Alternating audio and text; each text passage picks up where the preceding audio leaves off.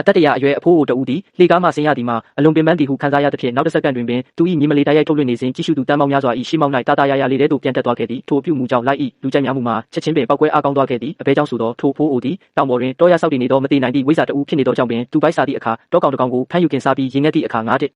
ကောင်ကိုဖမ်း၍စွပြုတ်လုတောက်လေးရှိသည်မြို့ပေါ်သို့မလာသည်မှာနှစ်ပေါင်း100ခန့်ရှိပြီဖြစ်တော်လဲလူဦးရေစရင်ကောက်ယူမှုကြောင့်သာသူ့ကိုပြန်လည်တွေ့ရှိခဲ့ခြင်းဖြစ်နိုင်သည်အာနာပိုင်များကစုံစမ်းစစ်ဆေးပြီးနောက်သူ့တွင်မျက်မလေးတဦးရှိသည်ကိုသိရှိသွားပြီးထိုမိန်းကလေးထံသို့ခေါ်ဆောင်သွားခဲ့သည်မိုးပေါ်မှကျလာတဲ့ကဲ့သို့ပေါ်လာသည့်အဖိုးဖြစ်သူနှင့်တွေ့ဆုံရခြင်းတွင်မိန်းကလေးမှာလုံးဝပင်ကြောင်အန်းဖြစ်သွားခဲ့သည်သူကိုယ်သူမိတ်ဆက်ပြီးနောက်တွင်မှသူတို့သည်မိသားစုဝင်အစစ်အမှန်ဖြစ်ကြတောင်းသိရှိသွားပြီးအခြားရွေးချယ်စရာမရှိသဖြင့်သူ့ကိုလက်ခံဆောက်ရှောက်ရန်သဘောတူခဲ့သည်အဖိုးဖြစ်သူချင်းချင်းကြက်ကြက်မဖြစ်စေရန်နောက်တစ်နေ့တွင်ပုံမူကျဝန်းသောတိုက်ခန်းတစ်ခန်းငှားရန်သူမကဆုံးဖြတ်ခဲ့သည်သို့သောအဖိုးအိုကချက်ချင်းပင်မြေယာပိုင်ဆိုင်မှုစာချုပ်အထက်လိုက်ကိုထုတ်ပြပြီးဤအိမ်များကိုနောက်ဆုံးဧကရမင်းကသူ့အားလက်ဆောင်ပေးခဲ့ခြင်းဖြစ်ကြောင်းသူမစိတ်ကြိုက်တစ်ခုကိုရွေးချယ်နိုင်ကြောင်းပြောခဲ့သည်မိန်းကလေးကတန်တရားဖြင့်ထိုစာချုပ်များသည်ယခုခေတ်တွင်တရားမဝင်တော့ကြောင်းထောက်ပြခဲ့သည်ထို့နောက်အဖိုးအိုကရှေးဟောင်းငွေဆက်ကူအထက်လိုက်ကိုထုတ်ပြပြန်ရာထိုငွေများမှလည်းသုံးမရတော့ကြောင်းသူမကတွေ့ရှိခဲ့သည်သူမကပြုံးရအဖိုးကိုနှစ်သိမ့်ပြီးနောက်တွင်ကောင်းမွန်သောဘဝကိုပိုင်ဆိုင်စေရမည်ဟုကတိပေးခဲ့သည်နောက်တစ်နေ့တွင်သူမကအဖိုးကိုတငယ်ချင်းဖြစ်သူ၏ဗီလာအိမ်ကြီး၌ထားရှိပေးခဲ့သည်တငယ်ချင်းဖြစ်သူကထိုဖိုးအိုအားမြင်သောအခါအသက်တရာရှိပြီဆိုသည်ကိုတန်တရားဖြစ်မိသည်ထိုအခါအဖိုးအိုကသူ၏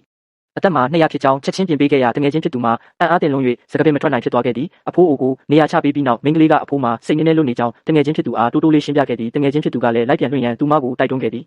ထိုတော်တွင်အဖိုးအိုမှာခိတ္တအနားယူပြီးနောက်မြေမလေးစီသို့သွားချင်လာသည်လေကားမှဆင်းရသည်မှာပြင်းစရာကောင်းသည်ဟုယူဆသဖြင့်နောက်တစ်ကြိမ်လေထဲသို့ပြန်ဆင်းသွားပြန်သည်ထိုမြင်ကွင်းကိုလိုက်ကြည့်ရှုသူများကမြင်သွားကြပြီးထပ်မံ၍အံ့ဩတုန်လှုပ်ကချီးကျူးမှုများဝေစီသွားခဲ့သည်မိန်းကလေးကစိုးရိမ်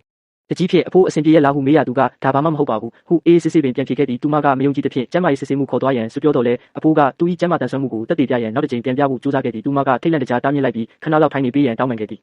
ထိုအချိန်တွင်တငယ်ချင်းဖြစ်သူကအဖိုးအို၏တပ်ပုံဟောင်းတစ်ပုံကိုထုတ်ပြပြီးချိတ်ဆွဲထားရန်အကြံပြုသည်အဖိုးအိုကထိုပုံကိုမိရှို့ပစ်လိုက်တာပိုကောင်းမည်ဟုနှာခေါင်းရှုံကပြန်ပြောခဲ့သည်ပုံထဲရှိလူများမှာမိသူမိဝါဖြစ်ကြောင်းမိန်းကလေးမသိတော့လဲတန်ဖိုးရှိသောအမတ်တရားများဟုခံစားမိသဖြင့်ချိတ်ဆွဲထားရန်ဆုံးဖြတ်ခဲ့သည်ထို့နောက်လျှော်စရာအဝတ်စားရှိလားဟုမေးလိုက်ရာအံ့ဩစရာကောင်းစွာပင်အဖိုးအိုမှာအဝတ်စားများသွားယူရန်လေထဲသို့ထပ်မံပြန်တက်သွားပြန်သဖြင့်အင်တာနက်အသုံးပြုသူများမှာမြင်တက်သွား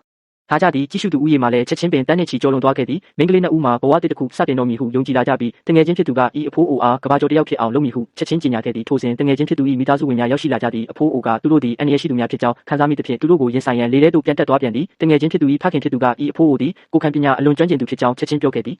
မိန်းကလေးကလည်းဤသူမှာခိတ္တလာလေသောသူမ၏အဖိုးဖြစ်ကြောင်းရှင်းပြခဲ့သည်ထိုလူကအဖိုးအိုကိုစိတ်ကြိုက်နေနိုင်ကြောင်းခွင့်ပြုခဲ့တော်လဲသူ၏သမီးကိုမူမိသားစုအမွေဆက်ခံရန်အမြန်ဆုံးပြန်လာဖို့ပြောခဲ့သည်ထိုအချိန်တွင်မိန်းကလေး၏မောင်ဖြစ်သူမှာထိတ်လန့်တကြားပြေးဆင်းလာပြီးအရေးကြီးကိစ္စတစ်ခုကိုလာကြည့်ရန်ဖခင်ဖြစ်သူကိုခေါ်သည်ဖခင်ဖြစ်သူကတိတ်ဆိတ်မဝင်စားတော်လဲအပေါ်ထပ်သို့တက်ကြည့်လိုက်ရအဖိုးအိုနှင့်နောက်ဆုံးဧကရမင်းတို့အတူတွဲရိုက်ထားသည့်တပ်ပုံများအပြင်အခြားသမိုင်းဝင်ပုဂ္ဂိုလ်များနှင့်